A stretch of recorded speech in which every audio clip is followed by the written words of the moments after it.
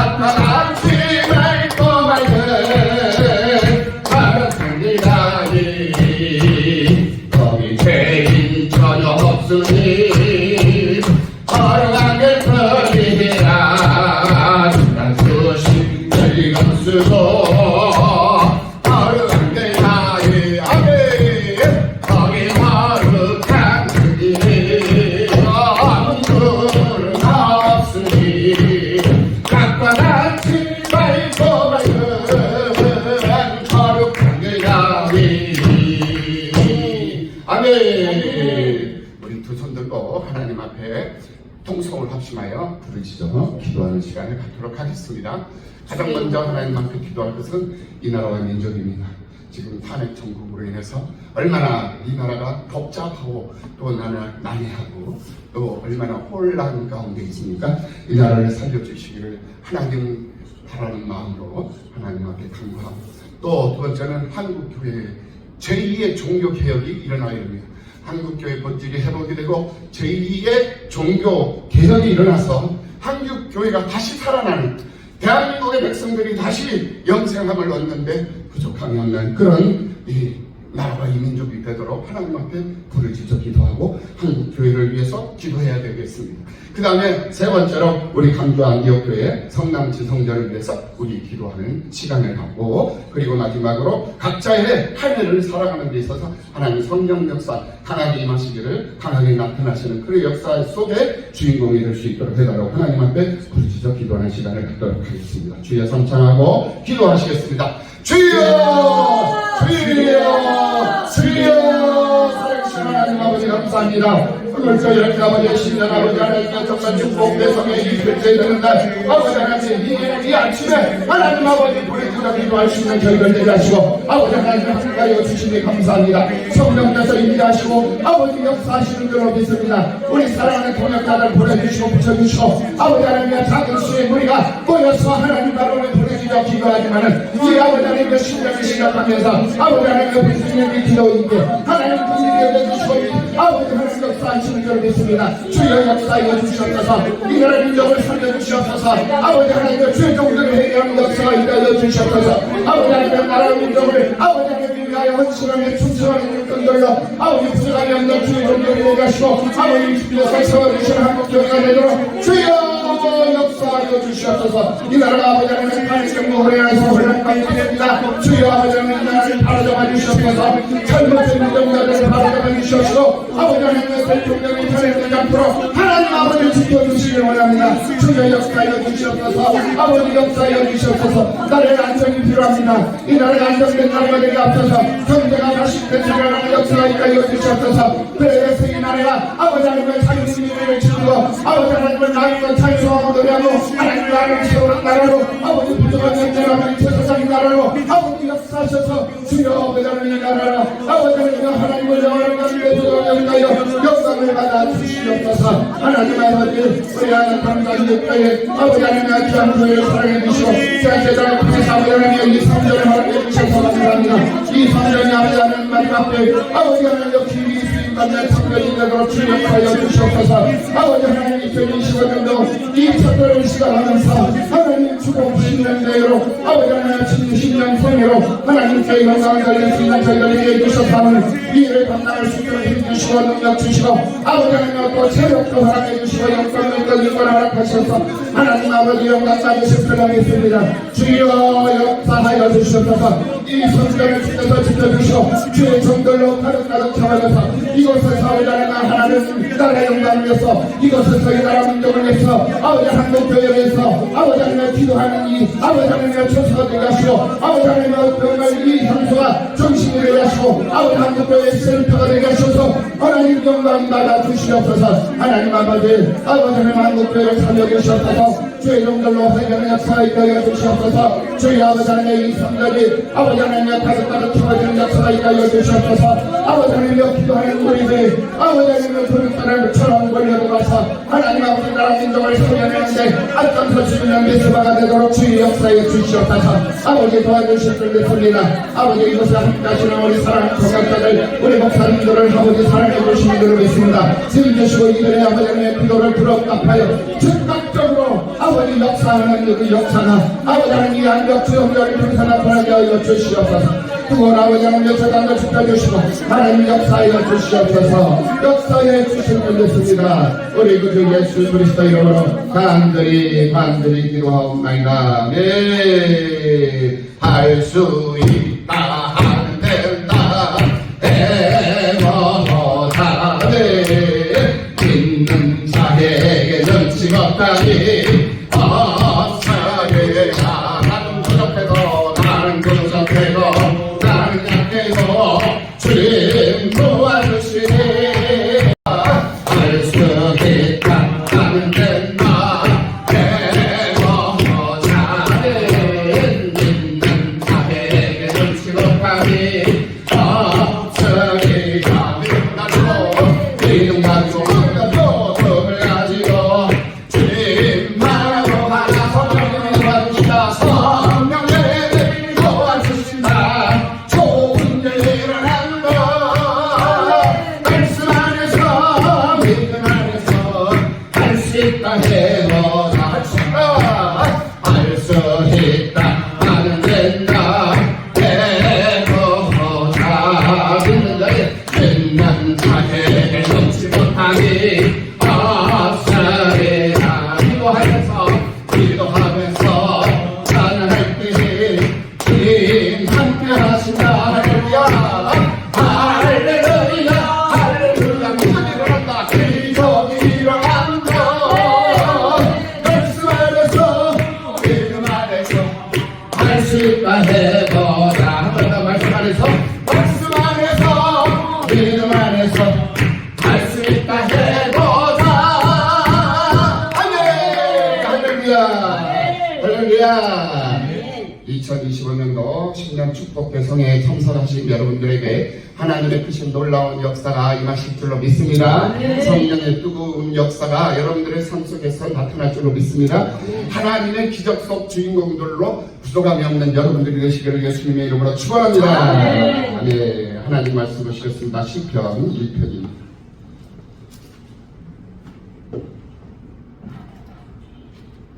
하나님 말씀 시편 1편 복 있는 사람 1편 1절에서부터 4절까지 말씀 보시겠습니다.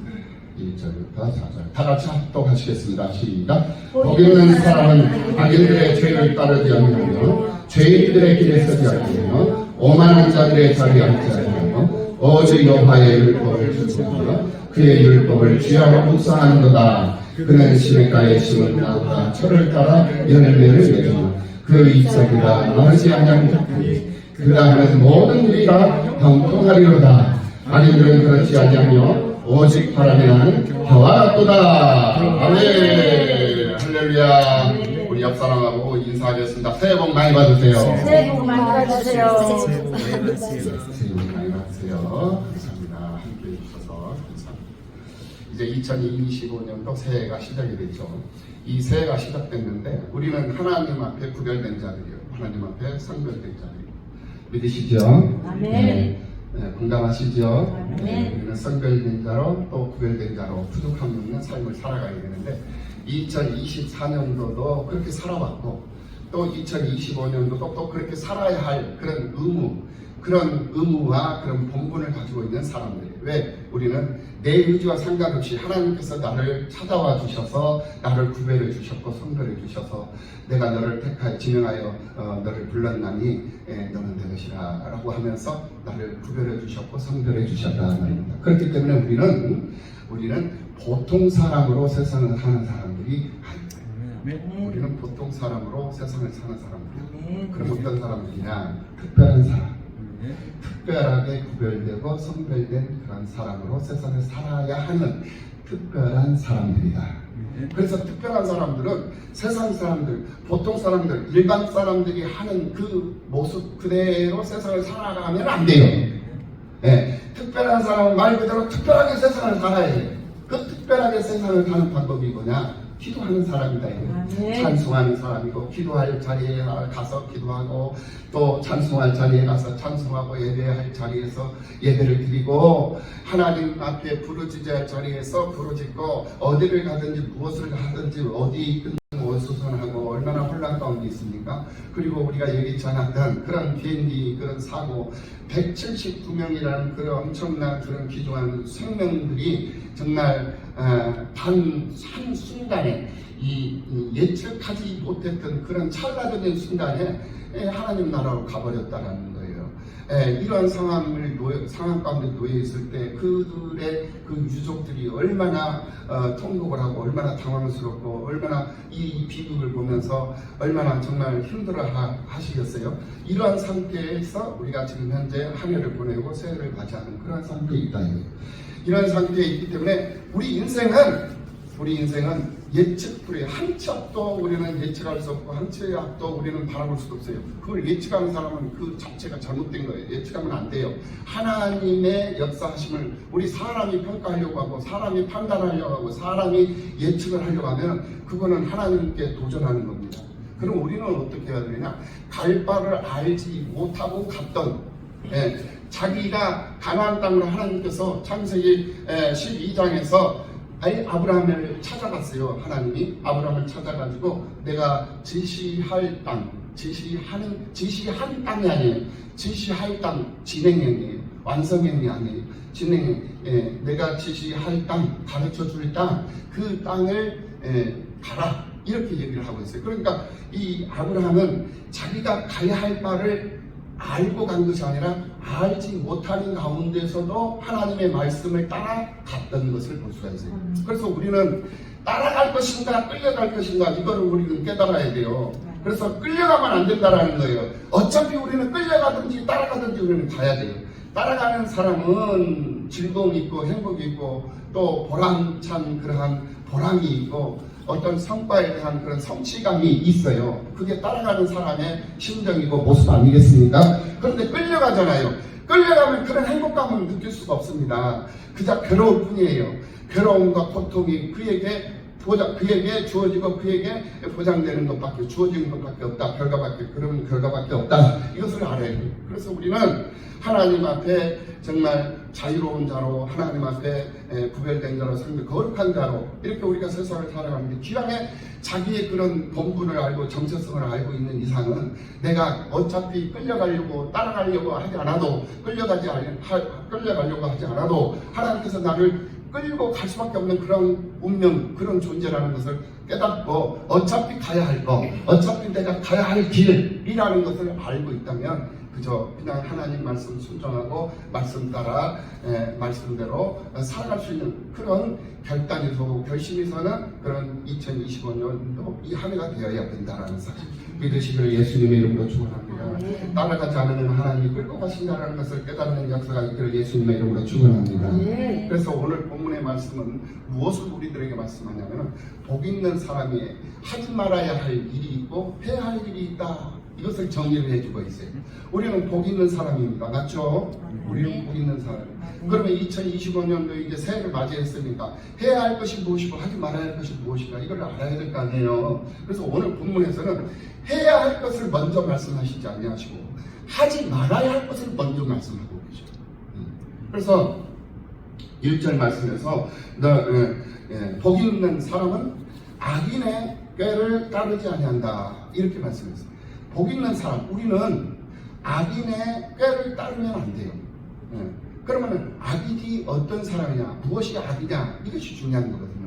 악한 것이 뭐냐 이거예요. 악한 것은 바로 하나님을 모르는 것이 악한 거예요. 할렐루야. 하나님을 모르는 것이 악한 거다. 그래서 악한 사람이 되면 안 돼요.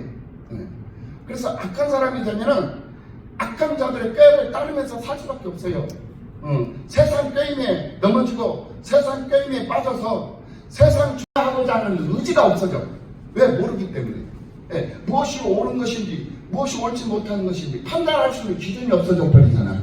그러니까 그냥 세상 풍조를 따라서 그냥 가는 거예요. 그것이 옳은 것인 것처럼. 그래서 하나님을 배우지 못하고 하나님을 알지 못하니까 자기 속에는 옳은 대로 판단을 하고 자기 속에는 옳은 대로 생각하고 행동해버렸던 사사시대의 이 백성들과 똑같은 모습으로 세상을 살게 된다는 거죠.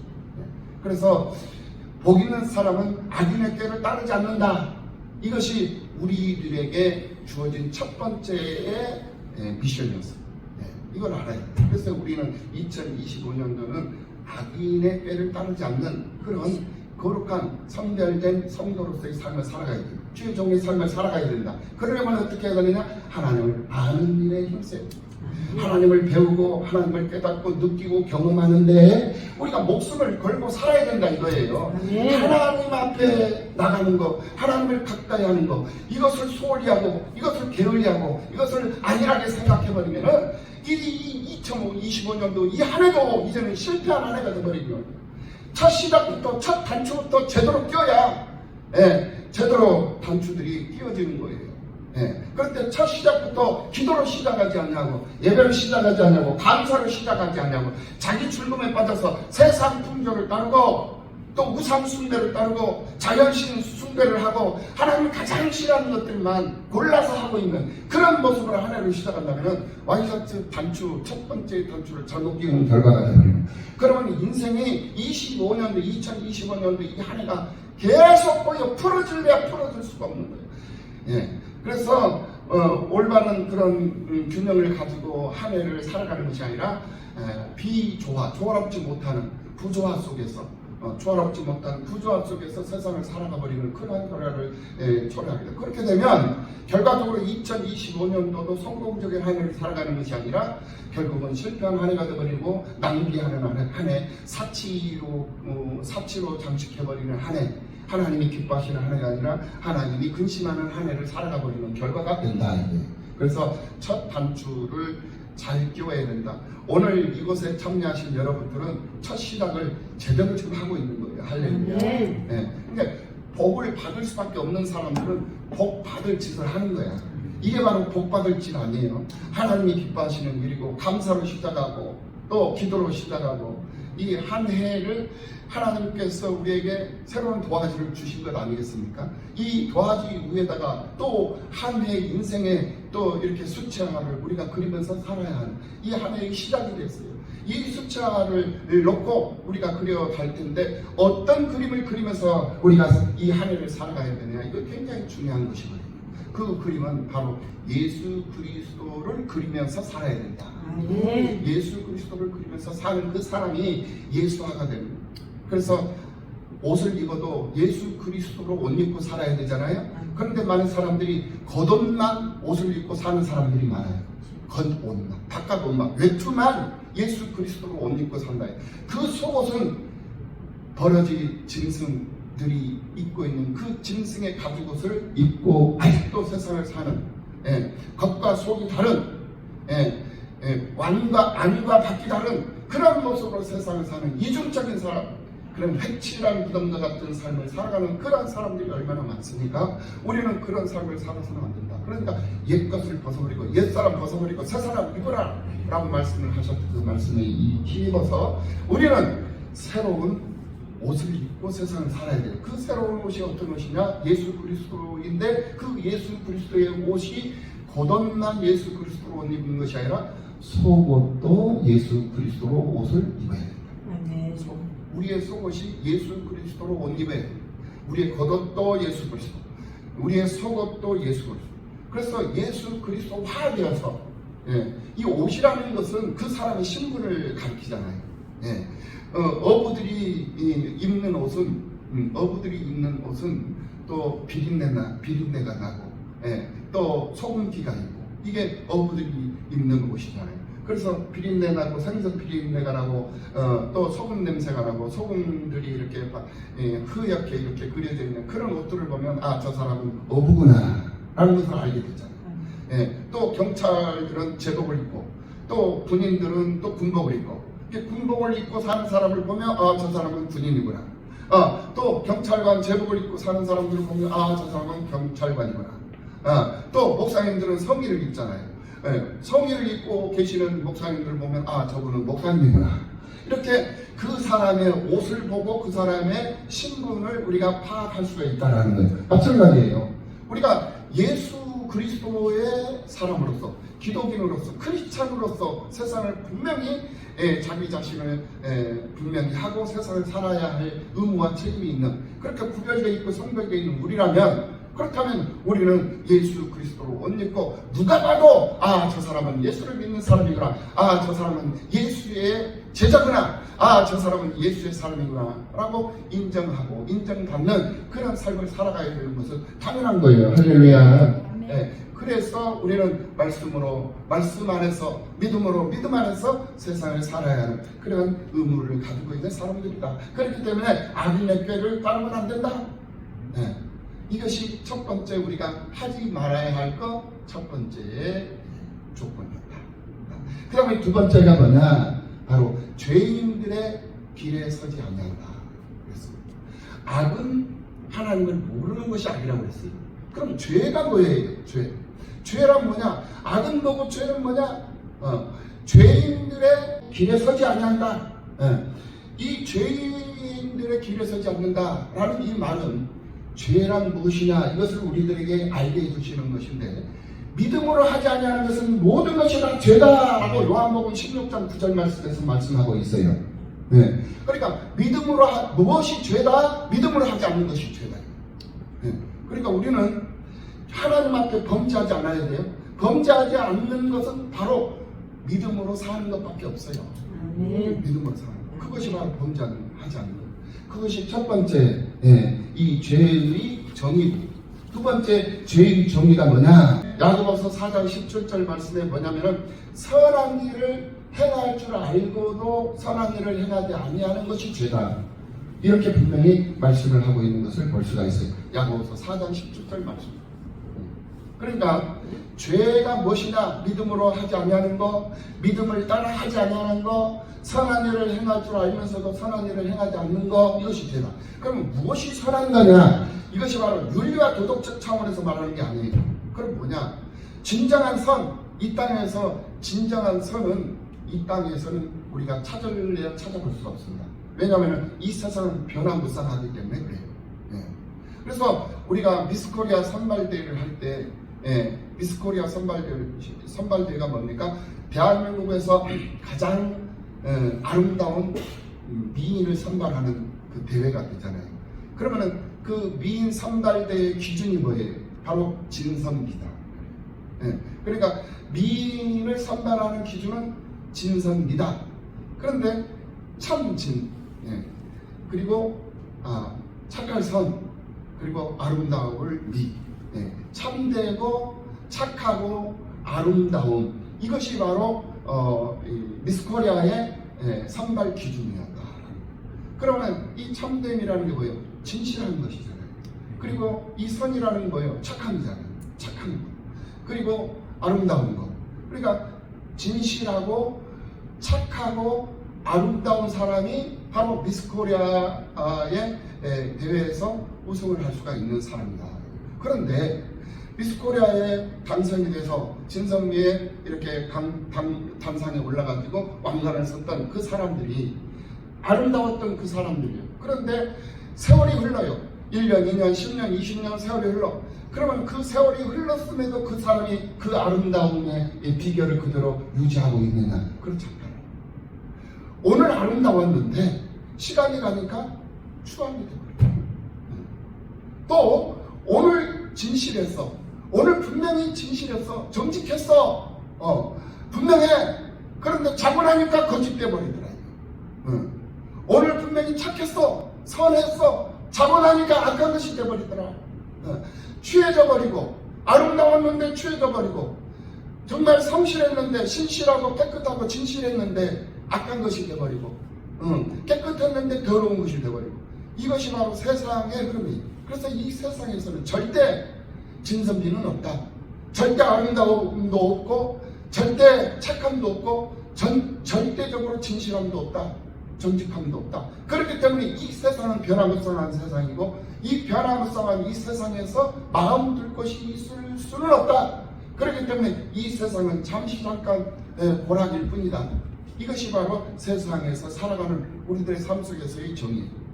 그렇다면 우리가 정말로 이 세상에서 참되고 진실하고 착하고 아름다운 것을 찾을 수가 없느냐? 있다 이거예요. 뭐냐? 그것이 바로 영원히 변하지 않는 예수 그리스도였다.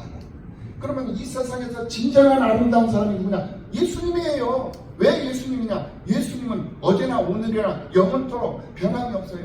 그 아름다움이 그대로 유지가 되더라는 거예요. 예. 존속이 된다는 거예요. 유지가 돼요. 그러니까 예수를 믿을 수밖에 없는 거죠. 예수를 의지하지 않을 수가 없는 거죠. 예수님이 진실해요. 어제도 진실하고 오늘도 진실하고 영원토록 진실하시는 이는 오직 예수밖에 없다 이거예요. 그러니까 예수를 믿으면서 사는 그 사람이 늘 변함없이 끊임없이 기쁘고 즐거움 속에서 세상을 살고 또 영원한 천국에까지 이루는 그런 축복을 얻게 되는 것이죠. 그리고 선함도 마찬가지입니다. 착함도 마찬가지입니다. 그래서 사람은 믿음의 대상이 될 수 없다. 그래서 사람은 믿음의 대상이 될 수 없고 오직 우리의 믿음의 대상은 오직 하나님, 오직 주 대신 우리 예수 그리스도 이 한 분만이 믿음의 대상이 되는 거죠. 그렇다면 우리가 다 잘 알고 있듯이 우리가 사랑하는 우리의 부모 또 우리의 자녀들, 사랑하는 아내, 남편, 이 동역자들, 우리 동료들, 이들은 그러면 믿음의 대상이 되지 못한다면 무엇의 대상이 될까? 이들은 바로 사랑의 대상이 되는 거예요. 그래서 사랑하는 거예요. 믿지 말고 사랑하면 돼. 저 사람을 믿었다가 괜히 믿는 도끼에 발등 찍히는 그런 일들이 한뿐입니까? 한두 가지가 아니잖아요. 그러니까 사람을 믿으면 실망하게 되겠어요. 그러니까 사람 믿지 말고 하나님만 믿고 사람을 사랑하면서 품으면서 가는 거예요. 사랑하면서 품으면서 가는 거예요. 그 사람이 바로 축복을 받을 만한 사람이고 축복받는 사람이 되는 거예요. 그 속에 축복받는 사람의 주인공이 된다 이 말이에요. 믿으시기 바랍니다. 네. 이 노아 방주에서 나와가지고 노아가 며칠 동안 거한 줄 아세요? 네, 노아의 방주에서 365일 열흘 375일을 이 노아가 방주에 있었어요. 1년 열흘을 방주에서 거주했어요. 그리고는 방주에서 나와가지고 가장 먼저 했던 것이 무엇인지 여러분들 다 잘 아시죠? 제단을 쌓잖아요. 제단 쌓고 하나님께 제물을 드려 예배를 드렸어요. 그러니까 하나님 앞에 구별된 사람들은 어디를 가든지 어디에 있든지 무엇을 하든지 가장 먼저 행하는 것이 뭐냐? 제단 쌓고 예배 드리는 거예요. 어디를 가든지 어디에 있든지 머무는 곳마다 제단 쌓는 일을 계획하는 거야. 가장 먼저 우선적으로 하는 것이 바로 예배다 이거예요. 아브라함도 그랬습니다. 노아도 그랬습니다. 그리고는 자기에게 주어진 생업, 포도농장을 가꾸기 시작했어요. 그리고는 포도농장을 열심히 가꾸다가 이제는 먹을 것이 배도 고프고 하니까 그래서 먹을 것도 없고 하니까 포도를 많이 먹은 거예요. 그것도 극상품 포도는 또 이렇게 아까워가지고 또 이렇게 상품으로 내놓고 싶어가지고 극상품 포도를 먹은 것이 아니라 발효된 포도를 막 먹은 거 아니겠습니까? 그러니까 이 노아가 취해버린 거예요. 그러니까 뭐 온몸에 열기가 나고 그러니까 취해가지고 잠이 들어버리고 잠결에 몸이 뜨거워지고 더우니까 옷을 하나씩 벗게 되니까 그 노아는 이제 알몸이 되버리고 벌거벗은 몸이 되버렸다. 그것을 둘째 아들이 보고 벌거벗은 그 추한 그 아버지의 모습을 보고 밖에 나와가지고 많은 사람들 앞에 형제들 앞에서 그 아버지의 벌거벗은 그 모습을 까발려버린 거예요. 까발려버렸어요. 들춰낸 거예요. 비방하고 까발린 거예요.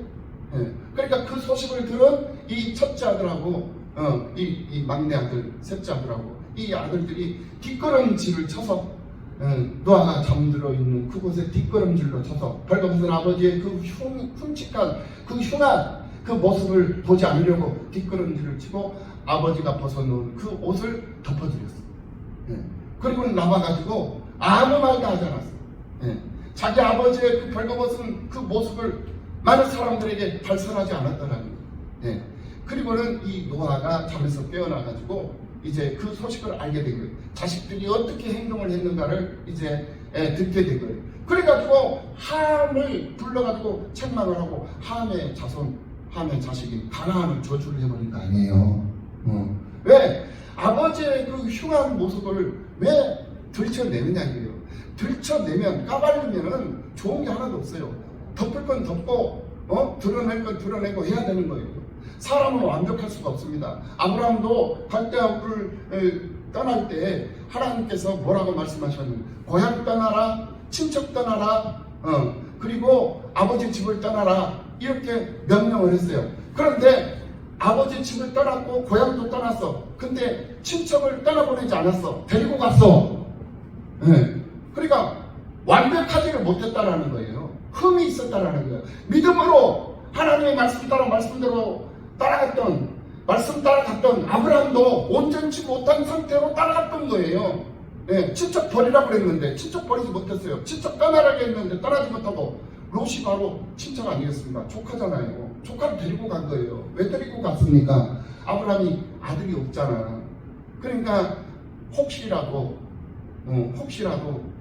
아들이 없기 때문에 혹시라도 이 조카라도 아들을 대신할 수 있도록 해야 되겠다라는 인간적인 그런 생각을 가지고 이 아브라함이 롯을 데리고 갔던 거예요. 그러니까 온전하게 하나님 말씀 따라 말씀대로 살지 못했어요. 그러니까 가나안 땅에 들어가니까 기근이 일어나요. 먹을 것이 없는 거예요. 축복의 땅이라며, 약속의 땅이라며. 그래서 믿고 갔는데 풍족한 것이 아니라, 풍요로운 것이 아니라, 먹을 것이 쌓이고 그런 유토피아가 아니라 기근이 있는, 먹을 것이 없는, 사람이 살 수 없는 그런 광야, 그런 곳이었다라는 거예요. 그러니까 이 하나님 앞에 아브라함이 제단을 쌓고 예배를 드리고는 하나님 앞에 물어야 되는데 하나님 앞에 묻지 않고 자기 생각대로 남쪽으로 그래서 애굽으로 건너가요.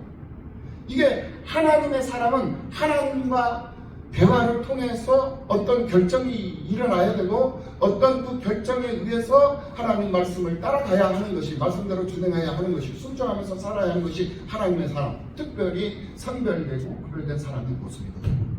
그런데 이 아브라함이 처음 시작할 때는 하나님 말씀 따라서 갔던 것 같은데 가만히 살펴보니까 하나님 말씀 100% 온전하게 순종하면서 따라간 것이 아니라 부분적인 순종으로 부분적인 완성도를 가지고 따라갔다는 거예요.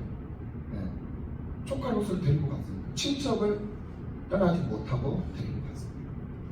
그래서 하나님께서 온전한 축복을 주시지 아니하시고 하나님께서 가나안에서 기근을 맞이할 수 있게, 그 기근 때문에 자기 생각대로 애굽으로 넘어가요. 그런데 또 자기 생각이 들어와. 왜? 자기 안에 사례가 너무나도 아름답다 이거예요. 아름다운지 그제서 한 거야? 진작부터 자기 아내가 아름답다라면서 알고 있었기 때문에 결혼을 한 거 아니겠습니까?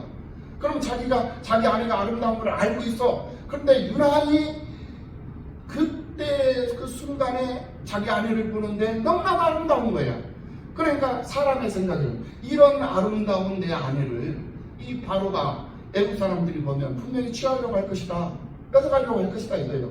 나를 죽이고 뺏으려고 할 것이다. 그러니까 아내라고 하지 말고 누이라고 하자. 그렇게 해서 내 생명을 보존을 하자. 누구 생각이야? 자기 생각이었다는, 아브라함의 생각이었다는.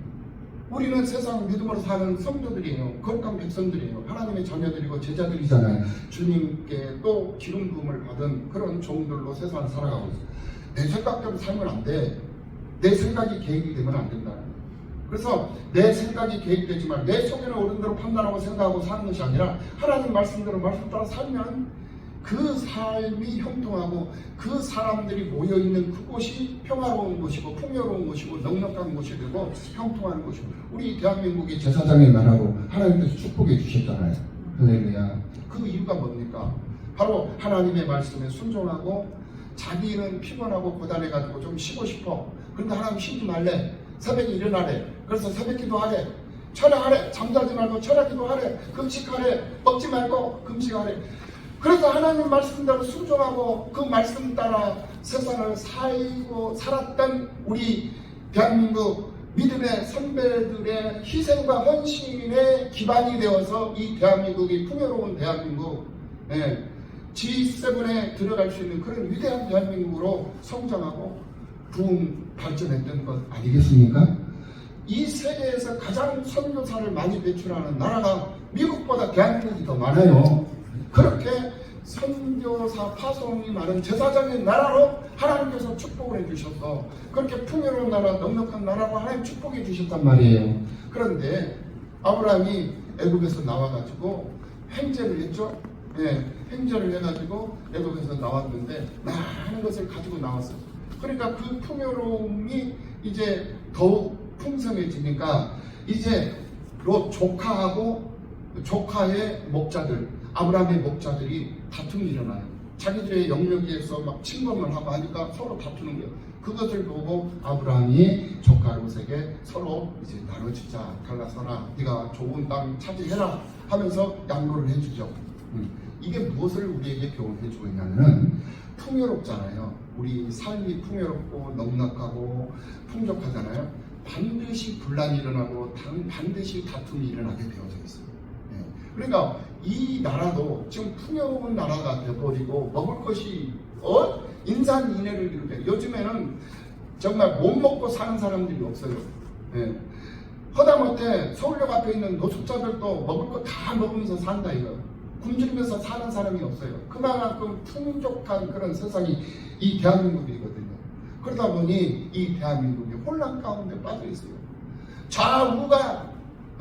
좌가 생기고 우가 생겨가지고 좌우가 서로 못 잡아먹어도 배를 앓고 있는 거예요. 이게 지금 이제 이런 상황에 빠져버리는 거예요. 그래서 우리는 하나님 앞에 기도해야 돼요. 우리는 하나님 앞에 금식해야 돼요. 풍요로움을 주신 것을 감사할 줄 알아야 되고, 풍요로운 것을 주신 것을 하나님 앞에 드릴 수 있는 그런, 우리가 누리는 것이 아니라 하나님 앞에 드릴 수 있는 우리가 되어야 된다 이거예요. 아멘. 그것이 바로 선한 영향력을 끼치면서 사는 성도들의 삶의 모습이다 라는 것을 믿으시기를 예수님의 이름으로 축원합니다. 아멘. 선한 영향력을 끼칠 수 있는 우리가 되어야 됩니다.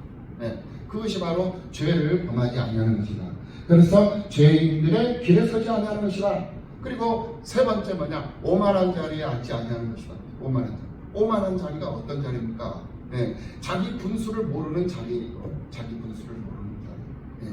그러니까 우리가 자기 분수를 모른다는 것은 선별되고 구별됐다라는 이 자기의 직분, 직책, 자기의 사명을 모르고 아직도 세상 사람들처럼 옛것을 따라서, 옛것을 추구하면서, 옛것을 노래하면서 사는 그 사람이 바로 오만한 사람이다라는 것을 알아야 돼요. 한 예로, 우리가 예수를 믿기 이전에 사랑을 노래할 때 사랑이 무엇하고 물으신다면 눈물의 씨앗이라고 말하겠죠. 이렇게 노래를 하죠. 이렇게 노래하는 그 사람의 그 모습은 하나님을 모르는 사람의 모습이에요. 그러니까 세상 인간적인 사랑을 노래하는 거죠. 그런데 하나님을 알고 난 이후에 사랑이 무엇이라고 물으신다면 사랑은 언제나 오래 참고 이렇게 하고, 그러니까 세계관이 달라져 버리는 거예요. 그러니까 선별되고 구별된 사람과 선별되지 못하고 구별되지 못한 기름 부음을 받지 못한 사람과의 삶의 세계, 생활의 세계, 그 생활의 세계는 정반대의 세계가 되어버립니다. 그래서 세계관이 다른 그런 상태의 변화가 와 있기 때문에 믿는 자와 믿지 않는 자는 하나가 될 수가 없는 거예요. 믿지 않는 자들은 썩어질 것을 구하지만 믿음이 있는 자는 영원한 것을 구하잖아요. 벌써 가치관이 달라져 버린다니까. 그러니까 예수를 만나면 성경이 보이잖아요. 성경이 열리는 거예요. 성령께서 열어주시잖아. 그러니까 성령께서 영안을 열어주심으로 성경을 보면 이 성경에서 말씀하시는 하나님의 이 말씀이 어떤 것을 말씀하시는 것, 하나님께서 어떤 방향으로 우리를 인도하시고 우리를 이끌어 가시는 것, 이게 다 보여요. 인생이 다 보인다니까. 영안이 열리면 다 보이는 거예요. 그런 열리는 역사 속에서 하나님이 보이기 때문에 그 하나님을 보고 그 가치관이 이제는 변화가 와버리는 거예요. 가치관이 변화가. 그 가치관의 변화가 어떤 변화냐? 보이는 것에 가치를 두었어. 돈에 가치를 뒀다 이거예요. 보이는 것에 가치를 뒀어. 그런데 가치관의 변화가 오니까 보이지 않는 것에다가 가치를 두고 살자라는 거예요. 그 보이지 않는 것이 뭡니까? 바로 천국 아니겠습니까? 이 세상 썩어 없어질 것에다가 마음을 두고 거기에 마음을 빼앗기고 거기에다가 관심을 두고 세상을 살았던 나였는데, 하나님을 만나고 성경을 보는 영안이 열리는 역사가 일어나니까 이제는 내 가치관이 달라져 버려. 가치관의 변화가 와버리더라는 거예요. 그래서 보이는 것은 잠깐이요, 보이지 않는 것은 영원한 것이 되어버리는 거예요. 그래서 보이지 않는 것에다가 가치를 두고 오늘의 이 어려움, 오늘의 이 혼란스러움, 이것들을 예수 그리스도로 중심 삼고 분명하게 판단을 하고 그렇게 해서 하나님의 뜻을 따라 살아가게 되더라는 거예요. 왜? 가치관이 정립이 되니까. 그래서 가치관을 올바르게 정립하기 위해서는 무엇이 우리에게 전제되어져야 된다? 성경관이 전제되어져야 된다. 그래서 성경에서 말하는 국가관, 성경에서 말하는 사회관, 성경에서 말하는 신앙생활, 성경에서 말하는 사회생활, 성경에서 말하는 교회생활, 이거 분명하게 정립을 해야 돼요. 네. 그래서 많은 사람들 앞에 그것을 정립하고 본을 보이면서 덕을 세우는, 덕을 세우는 삶을 살아가는 그 사람이 바로 진정한 그리스도인이요, 마지막 때를 준비하고 예비하고 있는 신부 단장을 하고 있는 주님의 신부가 됩니다. 그래서 우리는 오만한 자리에 앉으면 안 된다. 오만한 자리에 앉는다라는 것은 자기 분수를, 또 자기의 주체를 파악하지 못하고 세상을 사는 사람이 바로 오만한 사람이다. 자기의 분수가 뭐냐, 자기의 주제가 뭐냐, 우리는 그리스도인이다 이거예요. 우리는 크리스찬이야. 예수를 믿는 사람이고 예수 따라가는 사람이에요. 예수 따라가고 복음 순종하며 사는 사람이다 이래요. 그게 우리의 정체성이요. 그렇게 살아라 이거예요. 그렇게 사는 자가 진정한 하나님의 사람이지. 그렇게 살아야 할 사람이 그렇게 안 살면 그게 오만한 사람이다 이거예요. 그게 바로 교만한 사람이고, 그게 바로 하나님의 심판의 대상이 될 수 있다는 것을 알아야죠. 그래서 새해를 살아갈 때 우리는 하지 말아야 할 것을 먼저 하나님께서 우리에게 말씀을 하셨다. 첫째, 악인의 길을 따르지 아니하고 죄인의 길에 서지 아니하고 오만한 자리에 앉지 아니하고, 이것이 우리가 하지 말아야 할 일이에요. 이것을 먼저 우리에게 말씀을 하고 계시는 하나님의 말씀을 들을 수 있는 여러분들이 되시길 예수님의 이름으로 축원합니다. 그 다음에 하나님께서 또 해야 할 말씀, 우리가 해야 할, 반드시 해야 될 말씀을 세 가지로 정리를 해서 우리에게 말씀해 주고 있는 것을 볼 수가 있습니다. 그게 뭐냐? 세 번째, 네 번째 해야 할 것이 뭐냐? 바로 하나님의 말씀을 주야로 묵상하면서 살아야 된다.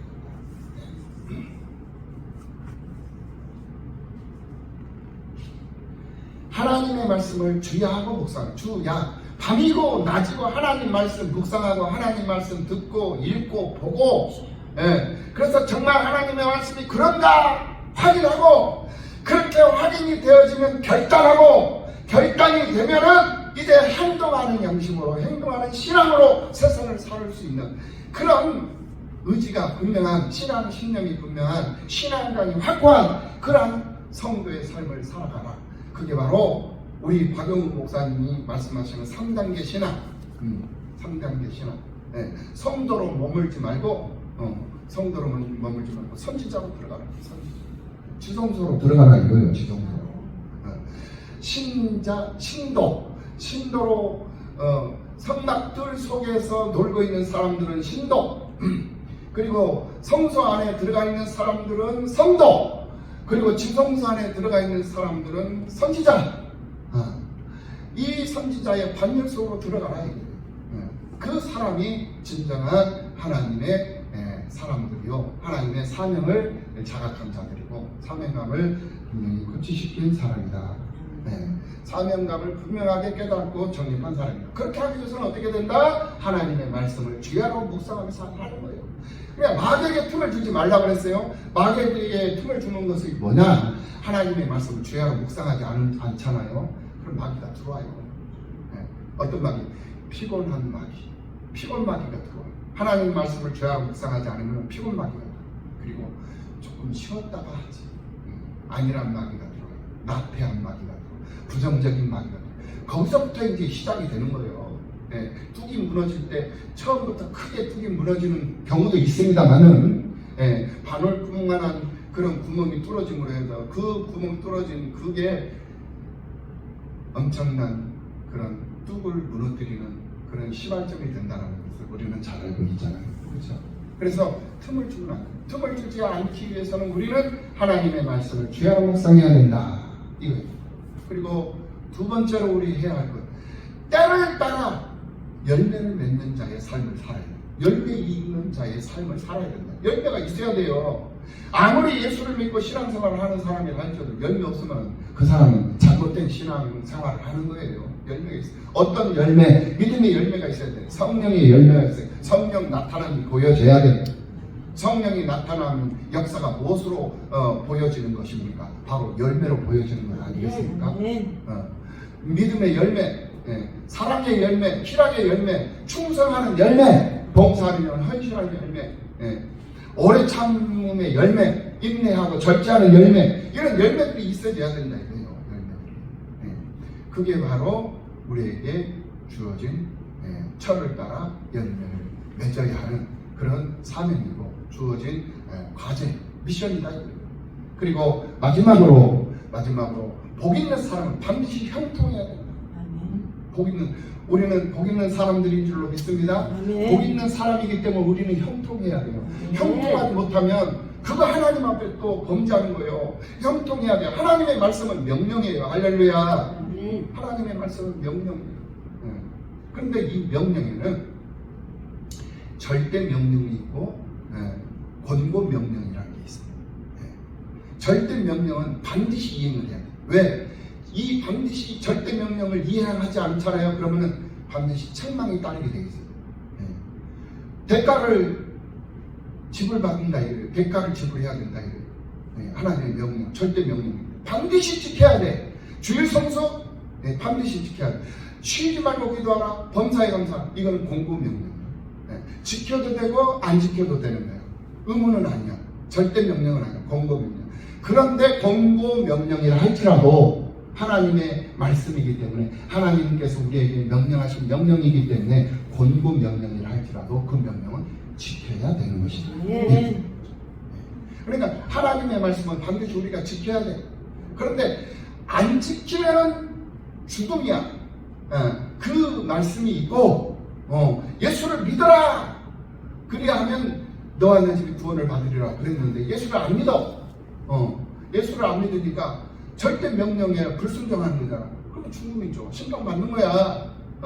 그런데 항상 기뻐하라. 쉬지 말고 기도하라. 범사에 감사하라. 이는 너희를 향하신 하나님의 뜻이다.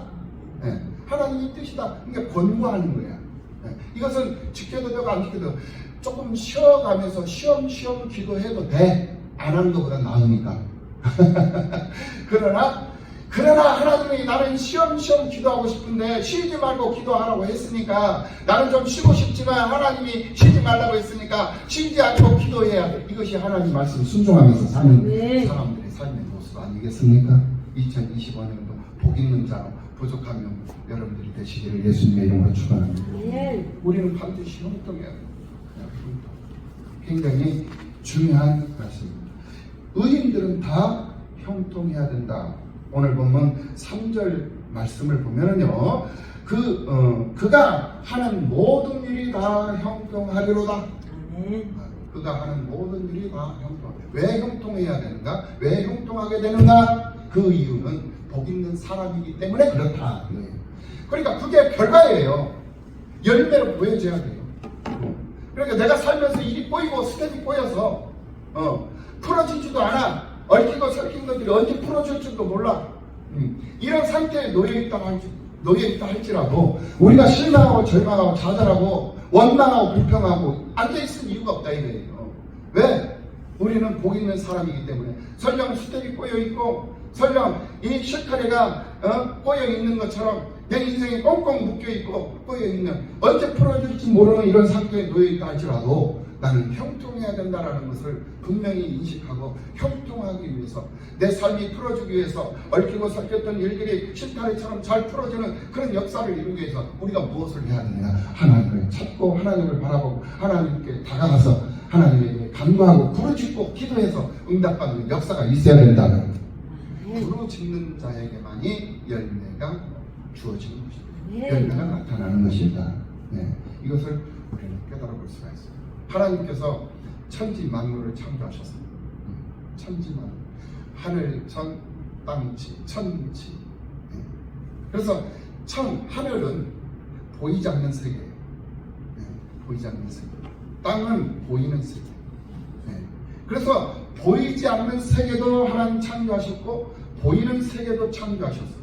그리고 보이지 않는 세계에도 피조물이 존재하고 보이는 세계도 피조물이 존재한다니까요. 하나님이 천지를 창조하셨어요. 그곳에 피조물을 만드셨어요. 보이지 않는 세계의 피조물은 천사들이에요. 보이는 세계에서의 피조물은 인간들이죠. 그런데 가만히 보니까 보이는 세계에 창조된 인간들도 선한 인간이 있고 악한 인간이 있더라. 또 보이지 않는 하늘 세계, 하늘나라, 이 보이지 않는 세계의 피조물도 선한 것이 있고 악한 것이 있더라 이거예요. 그게 다 창조된 것들이다 이거예요. 그러면 무엇이 선한 것이고 무엇이 악한 것이냐? 그 기준이 뭐야? 하나님의 말씀에 순종하는 천사는 선한 천사예요. 하나님의 말씀에 순종하지 않고 말씀을 대적하는 자는 악한 천사예요. 사람도 마찬가지예요. 하나님의 말씀에 순종하고 하나님 말씀 따라 말씀대로 사는 그 사람은 선한 사람이 되는 것이고, 하나님의 말씀을 순종하지 않고 하나님의 말씀을 대적하면서 불평하고 원망하면서 자기 생각대로 자기 속에 오른 대로 세상을 살아버리면 그 사람은 바로 악한 사람이 된다 이거예요. 왜 사사시대 때 제사장들이 떠돌이가 됐느냐? 세상을 빼요. 제사장이 있어야 할 것이 어디예요? 제사장이 있어야 할 것은 성전입니다. 성전이 있어야 돼요. 오늘 여러분들이 다 주님의 예수 그리스도의 제사장들인 줄로 믿습니다. 만일 제사장이잖아요.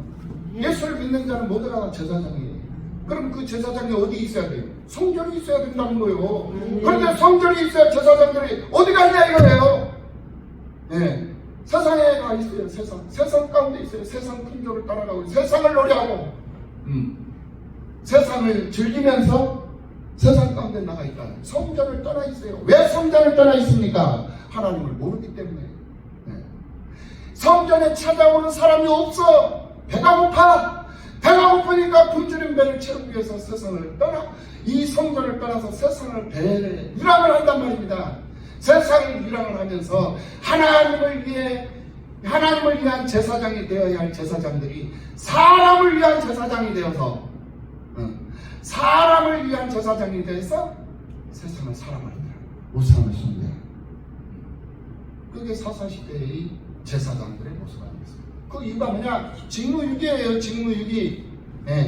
직무유기. 제사장들이 제대로 된 직무를 이행하지 않기 때문에 직책 수행을 하지 않기 때문에 하나님을 백성들이 배울 기회가 없는 거야. 하나님을 배우지를 못하니까 하나님을 가르치지 않으니까 하나님을 못 배워. 하나님을 못 배우니까 하나님을 몰라. 하나님을 못 배우고 하나님을 모르니까 성전을 찾을 길이 없어. 찾을 방법이 없어. 어떻게 성전을 찾아서 어떻게 하나님 앞에 제물을 드리고 어떻게 하나님 앞에 제사를 드려야 된다라는 그 형식과 방식들을 터득을 하고 깨닫고 그것을 배우고 익히고 그렇게 해서 성전을 찾고 하나님 앞에 죄 용서를 구하기 위해서 제사를 드리고 제물을 드리고 그래서 그 제물을 하나님 앞에 드리고 남은 그 제물을 제사장들이 취하면서 먹고 사는 그러한 삶이 반복되고 순환되어야 되는데 성전 찾는 사람들이 없다 이거예요. 백성들이 왜 성전을 못 찾느냐? 못 배우니까 하나님을 모르니까 그러니까 제사장들이 배가 고파서 하나님을 위한 제사장으로서 삶을 살아야 되는데 성전에서 성전을 떠나가지고 유랑하면서 사람의 제사장이 되어서 세상을 살아갑니다. 오늘날 한국교회의 모습이 그 모습이에요. 이거 잘 알아요. 그래서 종교 개혁이 필요한 거예요. 그래서 필요한 거예요. 그래서 우리 박영문 목사님 이 선견 지능이 아주 탁월하신 분입니다. 그래서 제 2의 종교 개혁이 필요합니다 하고 한국교회를 향해서 좀 선포를 하셨어요. 그러면 제2의 종교 개혁이 이루어질 수 있도록 어떻게 해야 돼? 우리는 그 일에 동역자들이고 협력자들이고 그 일의 주인공이 되어져 있어요. 주인공들이기 때문에 어떻게 해야 돼요? 쉬지 말고 그 일을 이루기 위해서 기도하고 수고하고 헌신하고 충성해야 돼요. 몸 바쳐서 충성하고 물질 바쳐서 충성하고 시간 바쳐서 충성하고 재능 바쳐서 충성하고 믿음 바쳐서 충성하고 이럴 때는 아멘을 좀 해봐라. 아멘. 수없이 많은 성도들이 모여서 이 성전을 채웠다면 얼마나 좋을까. 그러나 보이는 것에다가 마음을 두지 않습니다. 보이는 것은 잠깐이고 영원한 것이다. 우리가 살아도 주를 위해서 사는 것이고 죽어도 주를 위해서 사는 것이고 그래서 사나 죽어나 주님의 것으로 살아도 주님의 것 죽어도 지금 부족함이 없는 우리들의 삶이 되어야 하기 때문에 우리에게 주어진 건물을 망각하지 않고 믿음의 삶을 살아갈 수 있는 우리가 되어야 된다. 그것은 하나님을 바르게 가르치라 이거예요. 바르게 가르치라. 가르치는 일을 소홀히 여기지 말아라. 그래야 백성들이 하나님을 두려워할 줄 알고 하나님을 또 즐거워할 줄 알고 하나님 앞에 다가갈 줄 알고 하나님 앞에 기도할 줄 알고 이 나라가 없어서라고 하면 하나님 앞에 먼저 기도해야 돼. 하나님 앞에 기도해. 하나님 앞에 기도하면 어떻게 돼? 성전을 찾아야죠. 광주 안디옥교회 성남 지성전을 찾아서 이곳에서 하나님 앞에 부르짖는 그런 역사가 일어나야죠. 이곳이 바로 하나님의 백성들이 모이는, 그래서 국가와 민족을 위해서 기도하는 미스바가 되는 줄로 믿습니다. 미스바가 바로 여기가 돼야 돼요. 그렇게 돼야 돼요. 그렇게 되도록 하나님께서 우리 박영훈 목사님을 축복하시고 영권을 주셔가지고 영안을 열어주셔가지고 모든 목사님들에게 이거를 알게 하시고 선포하게 하시고 또 그것을 알고 그것을 받아들인 사람들이 오늘 이곳에 모여가지고 하나님 앞에 어제부터 찬송하며 열악한 환경, 제대로 갖춰지지 않는 환경이지만은 환경 바라보지 않고 우리는 복음의 증인으로서 복음의 역군으로서 제2 종교개혁의 정말 주인공들이 되어가서 주인이 돼서 우리가 쓰임받기 위해서 하나님 앞에 기도하는 기도 용사들이 되어져 있지 않습니까? 이것을 우리 하나님께서 기뻐하시는 줄로 믿습니다. 오늘 우리는 잠시 왔다 잠시 또 갑니다. 그러나 오후에도 있고 저녁에도 있고 이 앞에 지금 현재 1월 1일부터 지금 계속 집회가 있고 다음 주에도 계속 집회가 있어요. 시간이 안 되고 바쁘고 분주한 스케줄이 있지만은 최대한으로 그 스케줄을 줄이고 또 조정해서 이 신년 축복 대성회에 참석해가지고 이 나라 민족을 위해서 우리가 기도하고 한국교회 종교개혁, 이 개혁이 일어나기를 기도하고 본질 회복이 일어나기를 기도하고 하나님 앞에 쓰임받는 그 일에 앞장서서 쓰임받으셔서 하나님의 기적적 주인공들로 부족함이 없는 여러분들이 되시기를 예수님의 이름으로 축원합니다.